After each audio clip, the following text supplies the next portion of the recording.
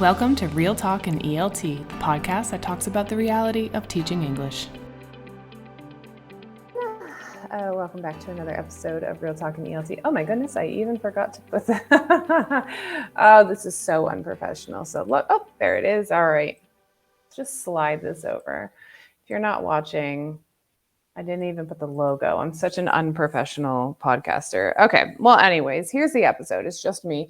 And it's a quick episode because it's actually a reflection of some of the things that something that happened during my tutoring session of the CELTA. So it was my first session and like running my first session by myself. And what happens is you have to do kind of a variety of sessions as a tutor in training. And so the first session that I ran is just kind of like the basic, like dipping your toe in the water, is basic lesson observation.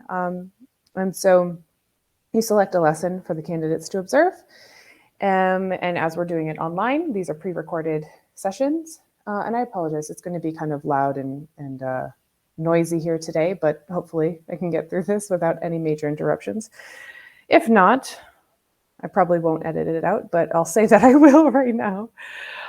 So lesson observation, I set up a session. It's an hour-and-a-half session, and they had different tasks to do. So they first were looking at the materials and then decided on the framework of the lesson. And then they were given a handout. Actually, let me pull it up so I can talk more in detail about it.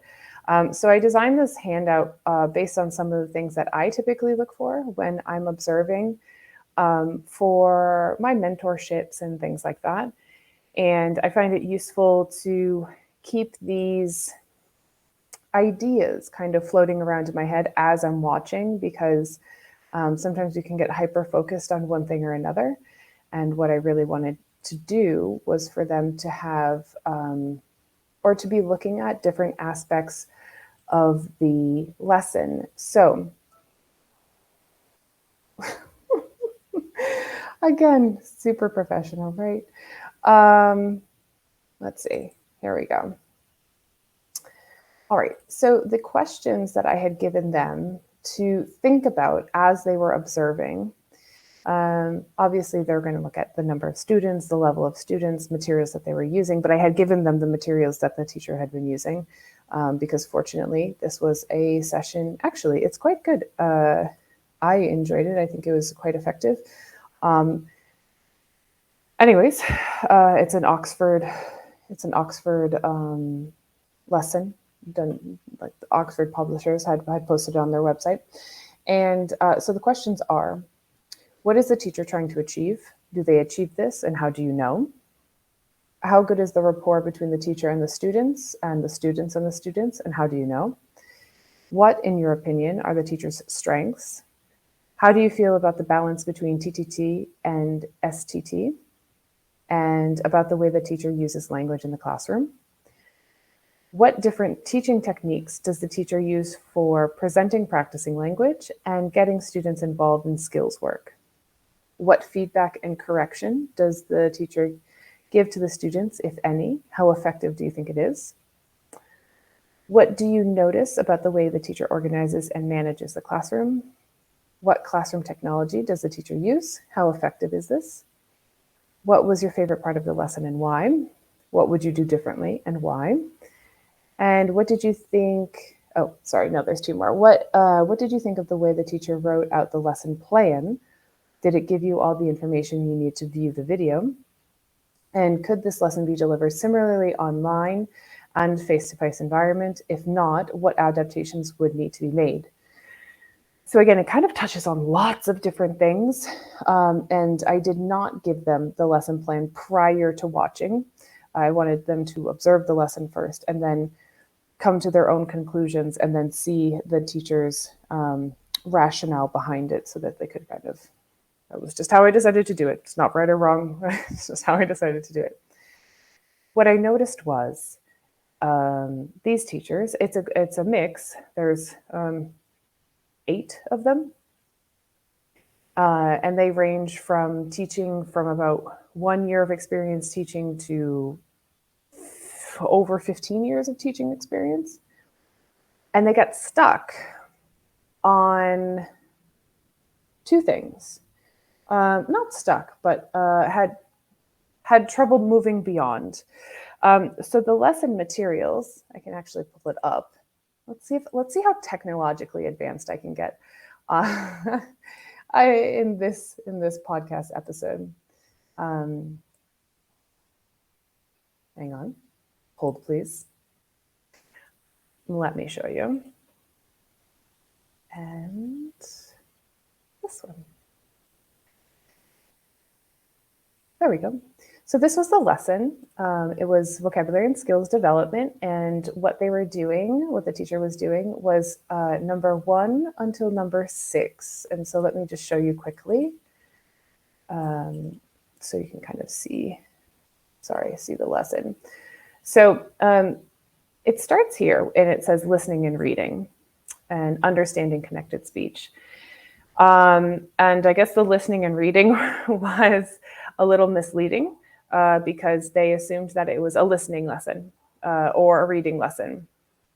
And they overlooked the fact that number 1 was a lead-in style activity, and number 2 was language presentation via text, because number 3, number 4, number 5, and number 6, well, no, not number 6, number 5, were all based on phonology and working with the connected speech, specifically with the sound y and w, and how they are sometimes added in between words that have 2 vowel sounds. So first things first, I think that when we look at materials, lesson materials, especially printed materials, though this says listening and reading, and those are some sub-skills that they're going to be working on because they're going to have to be listening, especially to all of the examples, and they're listening to practice the phonological feature, and reading because they were being given the language presentation via a text, so they had to read the text. That was not the main focus of the lesson. So it took them a minute to try and realize that. And what I did was I showed them some lesson frameworks, and then they kind of compared the lesson stages, and then they were able to identify. The other thing that happened was when they were watching the lesson, and I realized this, and it seemed overly, how do I put this? An overly focused or hyper focused on TTT, and the way that the teacher conducted the class. Now, the teacher that conducted this class is quite an experienced teacher, and she is one of the course book writers for the course book that they were introducing. It's an Oxford course book, and they were introducing it to a class and giving a demonstration lesson. So they focus a lot on TTT, and I think that there are some misconceptions of TTT. While we try to make the classroom more student-led and student-centered as much as possible, there are periods of time and points within lessons that you have to teach and you have to lead the classroom, and that in turn turns into, okay, so what does that mean? That means giving instructions, facilitating, monitoring, setting up tasks, things like that.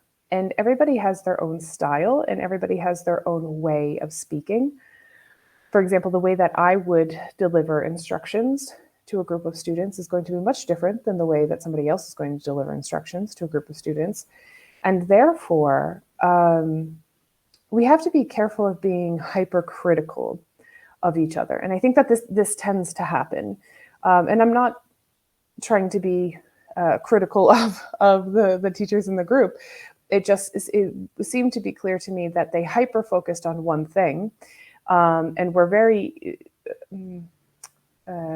could easily identify flaws or what they considered to be flaws in the delivery of the lesson without being reflective enough to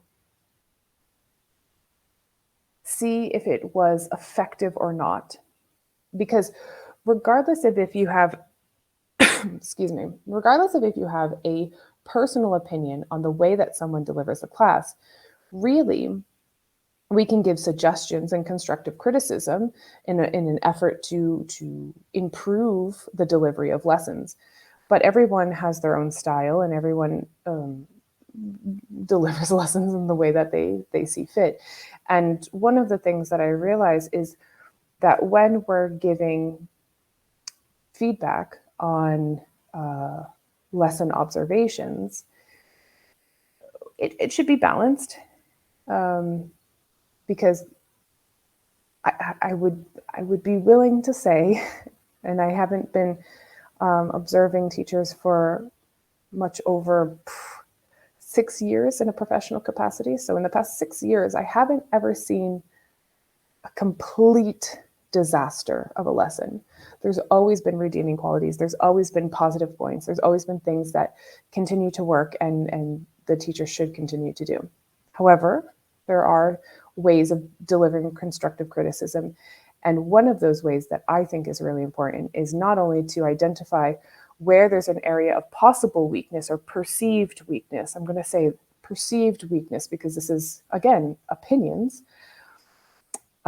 We have to offer some suggestion in terms of how that could be better. And we also have to be reflective on, did this affect the effectiveness of the lesson? And if it didn't, should that be the number one priority of the feedback given to the teacher?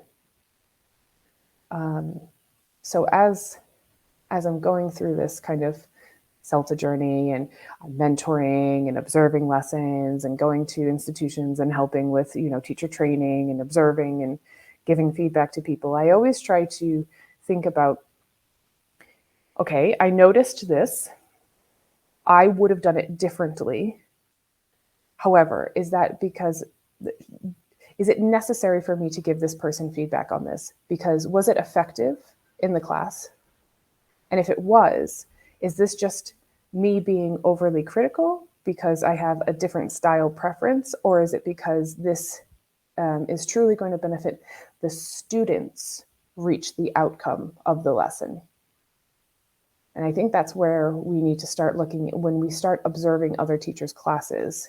There needs to be a little bit more reflection on effectiveness, and also the effectiveness in terms of students reaching results. This was also a conversation that I had with the main course tutor afterwards. So we had the same impression. We had a similar impression, I would say, to the session that I ran, and the reaction and contributions from the candidates.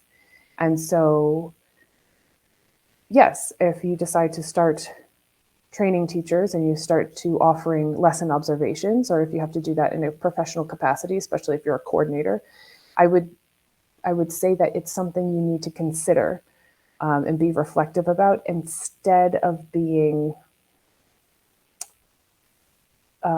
trying to make everyone conform to a standard, an imaginary standard of performance that you have created in your head, or that's acceptable to you. Because there's no right way to give a lesson.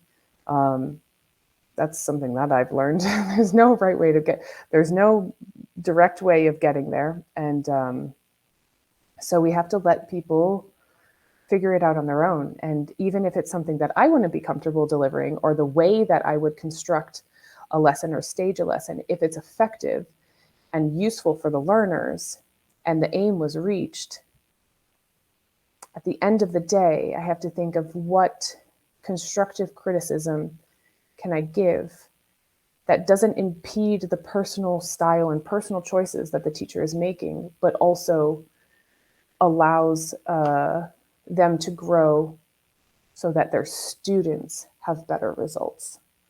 So that's my thoughts for today. It's a quick episode, just a little anecdotal situation that happened. And if you're interested in watching this lesson and possibly using the lesson material, the lesson observation materials that I have, feel free to get in touch with me, and you can go through the exercise yourself and see how you do, how well you do in reflecting and observing and picking out key points that would be necessary to improve upon with the teacher and the way that she delivered the lesson. So that's it for today, and I will see you back with another episode. Thanks. Ready to join the conversation? Head on over to Instagram at Kelly Pennington ELT and send me a message. That's it for now. Take care of yourself, your health, your vibe, and your tribe. Until next time.